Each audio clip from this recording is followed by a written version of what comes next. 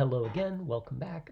Here we are to continue talking about D3. We just introduced D3. We took a look at some of the things that you can do with D3 here. These are some examples.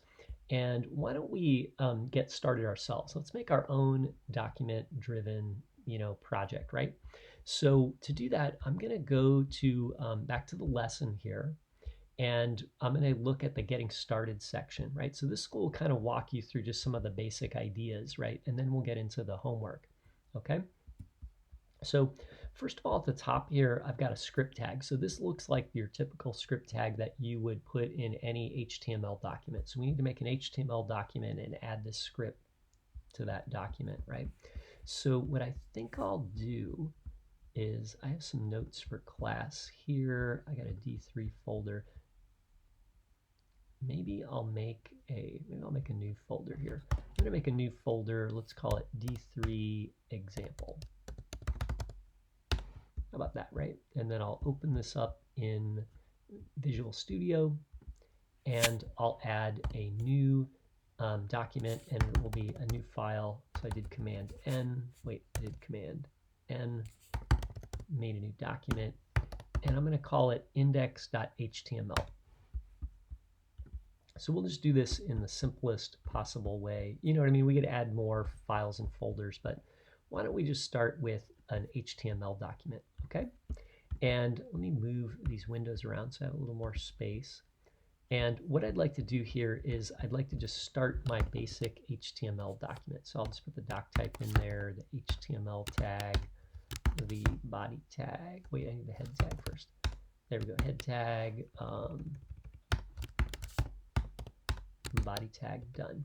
Okay, and next what I want to do is I want to copy the script tag here. Note that this script tag, you can find it on the D3 homepage. So if we go back to the homepage here, you can see here is the script tag here, and you might even check this to see if it's been updated since this lesson was printed, right? So it looks like this is D3 version 6, and over here I've got D3 version 6. So I'm up to date right now, but in the future maybe they might update that. Okay, so I'm going to put the script tag. I like to put the script at the bottom of the body tag, okay? And then that way we don't have to worry about whether it's loaded or not before we do anything. So I'll put it here, and then next what I'm going to do is I'm going to add a new script tag, and I'll write my code here. Okay, and we can make another file, but just for simplicity, we'll keep it, and just because we're just getting started, why don't we just keep all that in one document, okay?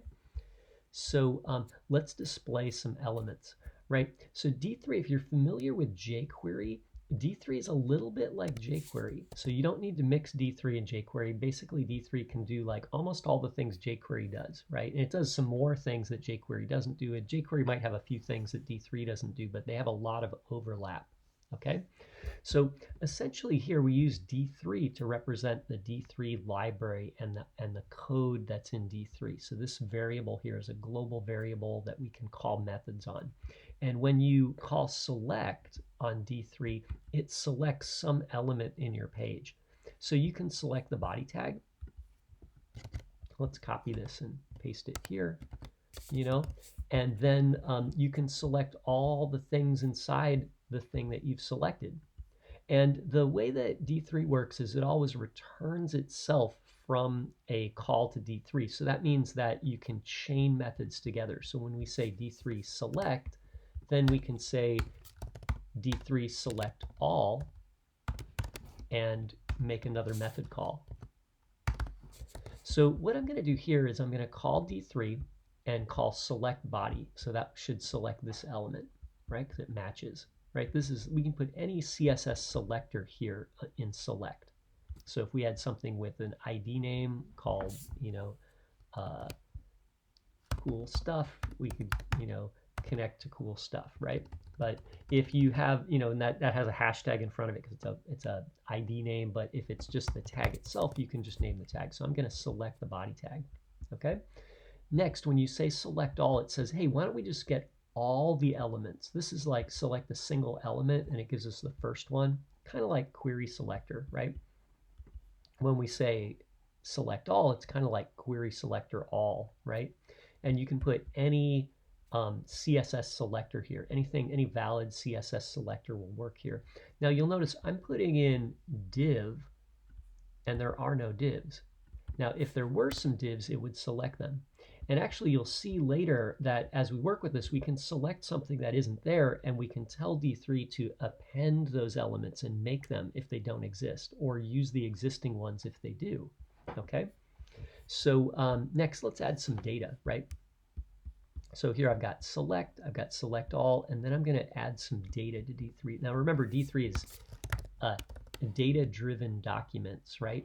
So we got to have data, right? And you can get your data in a lot of places. If you have like an external document, you can load that, and D3 has a couple loaders, like it'll load JSON, it'll load SVG, or no wait, CSV, and some other formats, right? So I'm going to load some data here just as an array. Let's just put some numbers. Actually, I'll just copy these numbers right here.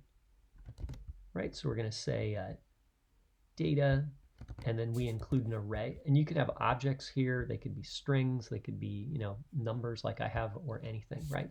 So we selected the body. We selected all the divs inside the body. And now we're going to add some data. Okay, so now D3 is aware of the data, and everything it does, it's going to do once for every piece of data here. So if we added new data, then it should all update and do it again. Okay, let's see. Oh yeah, now we're going to call enter. This one is a little bit mysterious, right?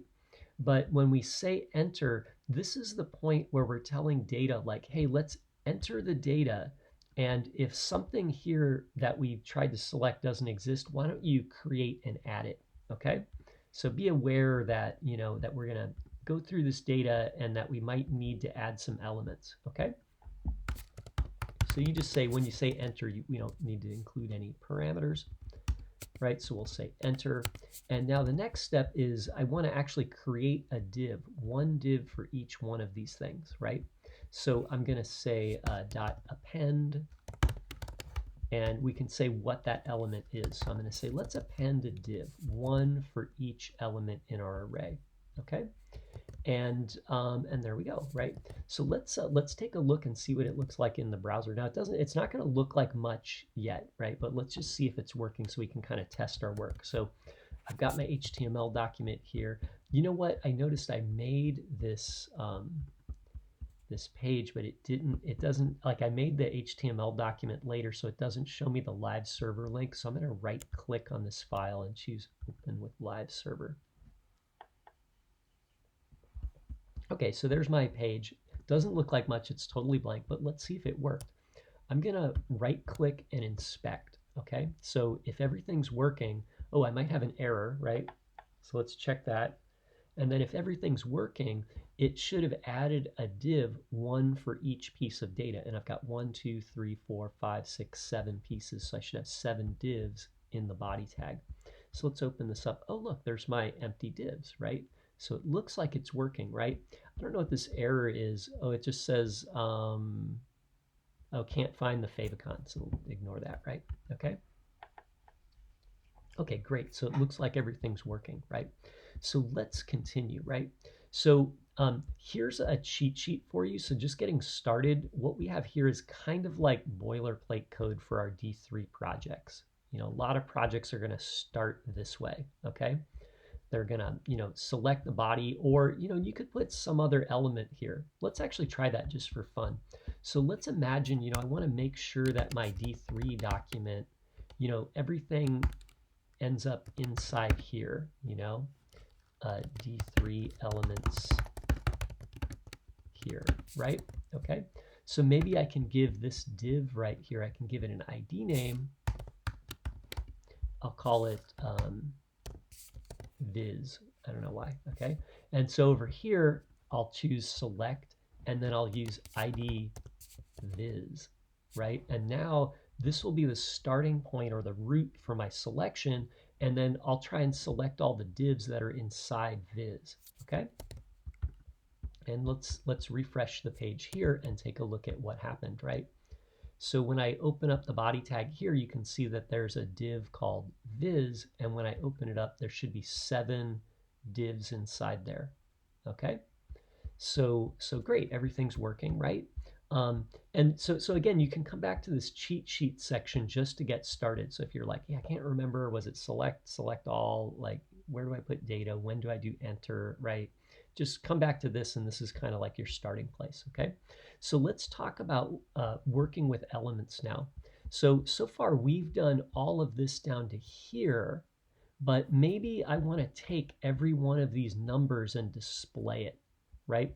So what we can do is we can say dot text, right? So text adds the text node to every document. So text is like the the string that you get between the tags. So if inside, let's say, each one of these divs, I wanted to have one of these numbers display, right?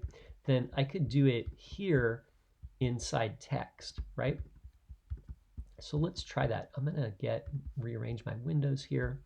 And what we're gonna do is we're gonna call text, and text is gonna receive you're gonna supply a function and a callback, and that callback is going to receive one of the pieces of data, okay? So the data comes in here. I'll put n because I'm gonna receive a number. And then what you're going to do is you're going to return the value that you want to see in the element. So again, since this is an arrow function, I can remove the parentheses and the curly brackets because I'm just going to return the value here. So I'll just say return n. And you can see here I get all the numbers, right? So that wasn't too bad. So it made 5, 6, 2, 8, 4, 9, 1. Yeah, so everybody's there.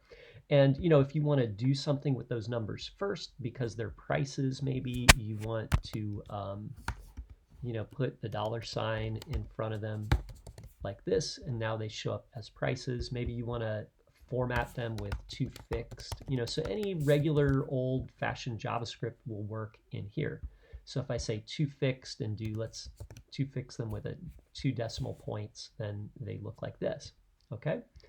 And you could do anything you want with this, right? So essentially text is going to set the text for the div, right, or the HTML element. And if I look here, you can see that the values appear within the tags, right? Okay, so I see the value in here, right? And you can format it or do anything you want with it. Let's try another one, right? So that's text, right? Let's go back here. Where were we? Okay. Let's talk about styling elements, right? So if you want to style an element, you can call the style method, okay? So now remember, like we selected our main container, then we said, hey, let's select a bunch of elements, some kind of element, and then let's assign some data, and then enter the data. Right? So it's kind of like, let's enter this data. And that means we might have to create these elements or remove them if there's more than we need, right? And now let's append them. So we've entered the data. Now let's start adding the missing divs, okay? And then everything after this is going to be applied once for every piece of data that you have, okay? And every, div that you append or every element that you append, okay? So, so for the style method, what you're going to do is you're going to name some style property. So let's imagine that I want to, I just want to make each one of those boxes, I want to make it like a black box with white text, okay? So I'm going to set background color as my first parameter, and the second parameter is the value, right? It's like the value that I want to assign. So I'm going to say you're going to be black as a background color, okay? So it doesn't look like anything, but I have, I have all of my divs there, right? And now what I want to do is I want to style each of the elements here, and I want to set the color. And now that's the foreground color, right? And I want to make the foreground color white. So I'm going to do FFF, right? Oh, great. So now there's everybody there. And let's say, I like that, but I want to add a little bit of padding. So I'll do style, right? This seems a little tedious, and it is. So, don't get me wrong, I'm there with you, right? But it's how it works, right? So we'll do maybe 1 em of padding. That's not too bad, right? and maybe we'll do, maybe a little bit of margin might be nice. So we'll say a style dot margin, right? And then we'll do, let's do 1 pixel of margin, okay? So that looks great. So now let's talk about applying the data here to the element, okay? So let's say the number right here really wants to determine the width of the bar. Okay, so imagine, you know, I've got these bars and I want to create a bar graph with D3. That's kind of what we're doing here, right? You know, it's possible, right? So let's do style. And what I'm going to do here is I'm going to set the width property, right? But what I'm going to do on the second parameter is instead of having a value, I'm going to put a function, okay? And the goal of this function, and we'll use an arrow function because it's a callback. The goal of the function is that it will receive one of the pieces of data here and it'll return the value. Okay, so I could put like n here, just like I did right here, right? You know, we'll put n, and then what I want to do is I want to return n. Let's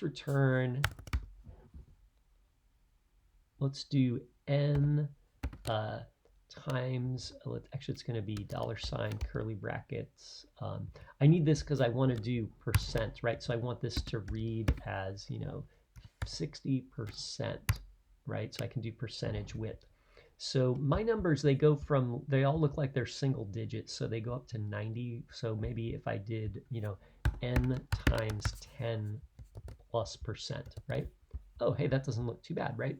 So now you can see each one of these divs is a percentage width of the available space, right? Let's inspect the DOM just so we can get an idea of what is happening here, right?